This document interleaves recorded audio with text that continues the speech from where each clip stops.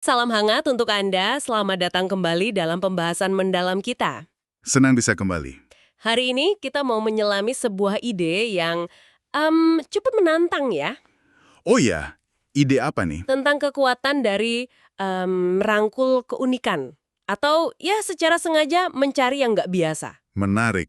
Merangkul keunikan. Sumber kita dari buku Big Little Breakfast karya Josh Linkner, bab 9, judulnya Reach for Weird. Oke. Reach for weird. Saya familiar dengan konsep itu. Nah, kita mau kupas nih, kenapa sih pendekatan yang aneh, yang mungkin agak keluar jalur, justru bisa jadi mesin inovasi? Bikin sesuatu jadi beda banget. Bikin menonjol, gitu ya. Iya. Coba bayangin deh, ada orang rela antre berjam-jam cuma buat beli kaos. Harganya $40. Dan tokonya didesain persis kayak toko roti. Toko roti jual kaos, aneh banget. Apa maksudnya coba? Nah, itu dia pertanyaannya. Oke. Jadi, misi kita kali ini ya membedah logika di balik strategi yang kedengarannya aneh itu. Betul. Kenapa sih ninggalin zona nyaman, terus sengaja pilih jalur yang gak umum, itu malah jadi langkah cerdas, bukan cuma gimmick. Menarik. Jadi kita lihat contoh nyatanya, terus kita coba pahami kenapa keunikan itu bisa jadi aset strategis yang kuat. Sesuatu yang sering kita abaikan mungkin ya. Bisa jadi. Oke, kita mulai dari gagasan intinya dulu ya. Reach for weird. Silakan. Secara simpel sih, ini tentang keberanian buat secara sadar milih solusi atau pendekatan yang nggak terduga, yang nggak umum, bahkan mungkin agak nyeleneh. Daripada ikut arus atau main aman gitu. Persis. Dan ada paradoksnya di sini. Di dunia yang geraknya cepat begini, pilihan yang terasa paling aman justru mungkin yang paling beresiko, bikin kita ketinggalan. Setuju. Yang bikin ini menarik itu gimana konsep ini langsung nantang cara pikir konvensional kita kan? Maksudnya? Iya, kita kan sering banget tuh, tanpa sadar, membatasi diri kita sendiri. Ngikutin norma aja, nggak pernah nanya kenapa. Iya juga ya. Nah, reach for weird ini kayak ngajak kita buat dobrak batasan mental itu. Ini agak kontraintuitif memang.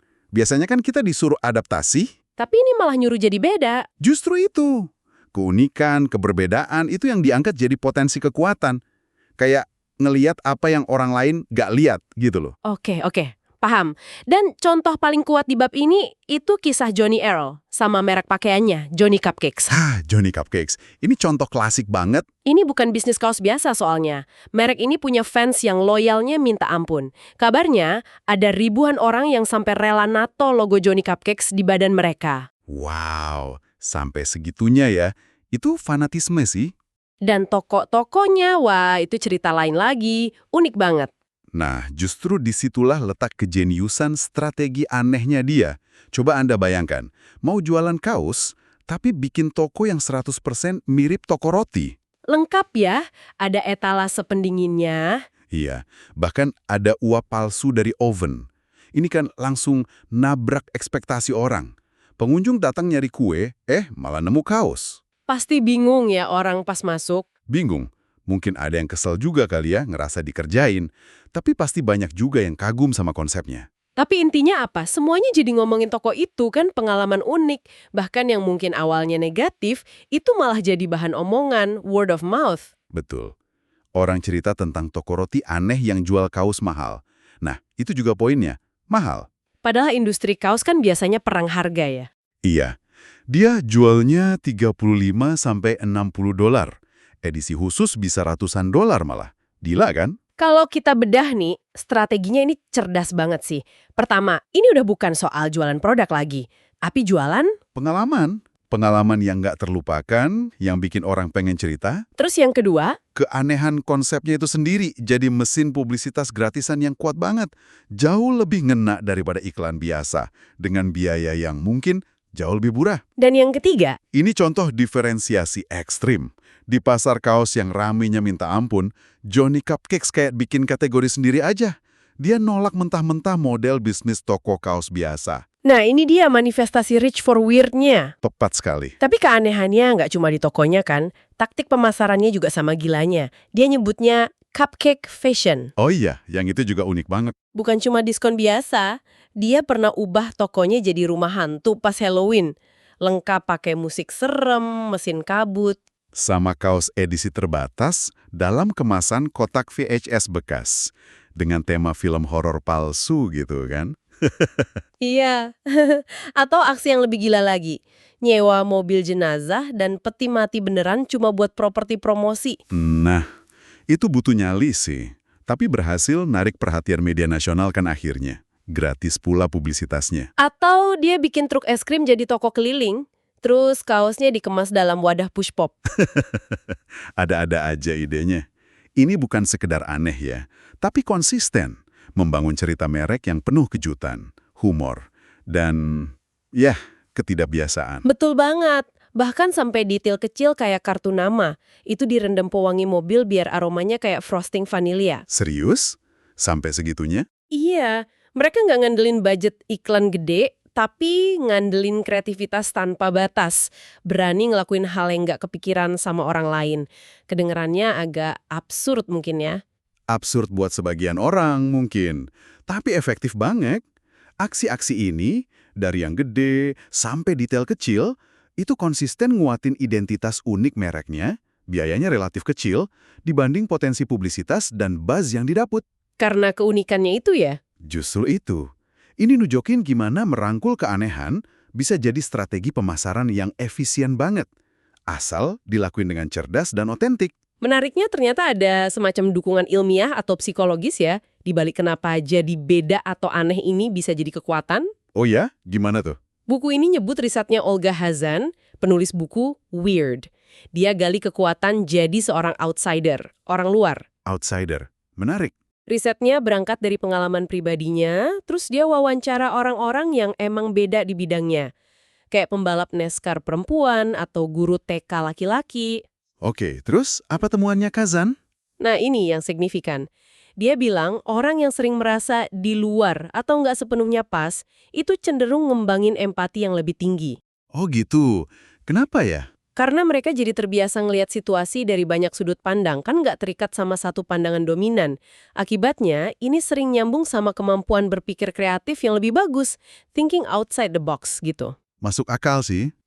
Ada juga studi menarik dari Profesor Sharon Kim di Johns Hopkins. Mahasiswa yang sengaja dibikin merasa agak ditolak atau asing dalam eksperimen, ternyata malah lebih kreatif dan berani ambil risiko imajinatif. Wah, ini perspektif yang melegakan ya. Saya yakin banyak di antara kita, termasuk Anda pendengar, pernah kan ngerasa jadi orang luar di suatu momen? Pasti pernah lah. Nah, daripada minder atau berusaha nyembunyiin, riset ini bilang kalau perasaan beda itu malah bisa jadi sumber keunggulan kreatif. Mungkin disitulah potensi unik Anda tersembunyi. Tapi ada klarifikasi penting nih. Poin utamanya bukan berarti Anda harus sengaja jadi eksentrik atau aneh dalam penampilan biar kreatif ya. Bukan gitu ya? Bukan. Ini lebih soal mengadopsi pola pikir yang aneh.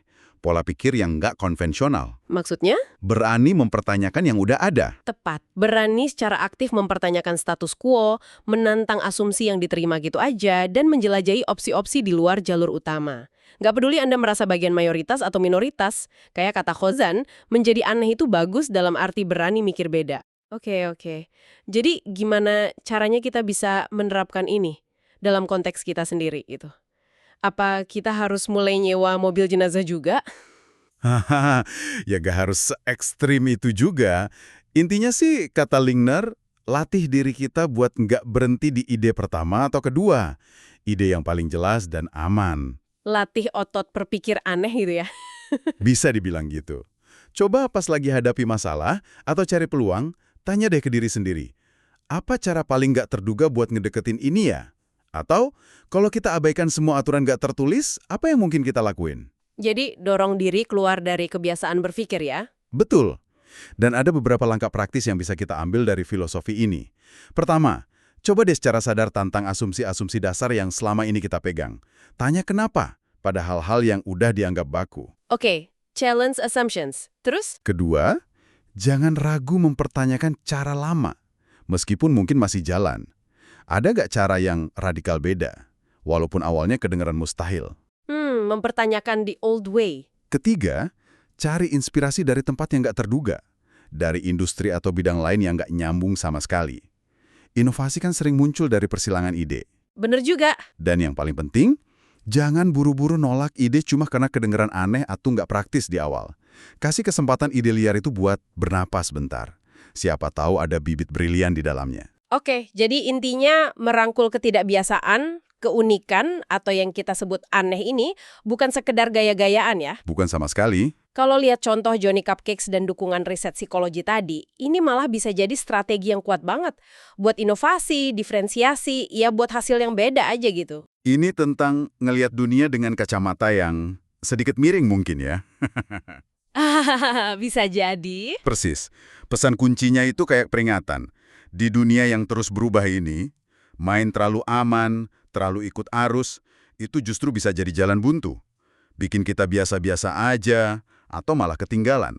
Jadi aman itu malah bahaya ya? Bisa jadi. Terobosan-terobosan penting di bisnis, seni, sains, bahkan masalah sehari-hari, itu sering lahir dari keberanian buat menjelajah pinggiran. Wilayah yang nggak biasa, area yang mungkin awalnya dianggap aneh. Nah, ini mungkin momen pas buat Anda, pendengar kami, buat refleksi sebentar. Coba pikirin satu tantangan atau tujuan yang lagi Anda hadapi sekarang. Coba dipikirkan. Ada nggak celah buat nyuntikin sedikit elemen keunikan atau pendekatan tak terduga di situ? Ada asumsi dasar tentang situasi itu yang sebenarnya bisa ada dobrak. Gimana kalau Anda berani coba sesuatu yang sedikit di luar kebiasaan?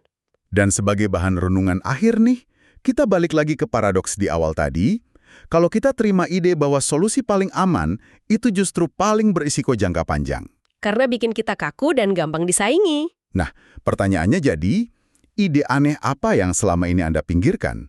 Yang Anda anggap terlalu liar, terlalu berisiko, atau nggak realistis?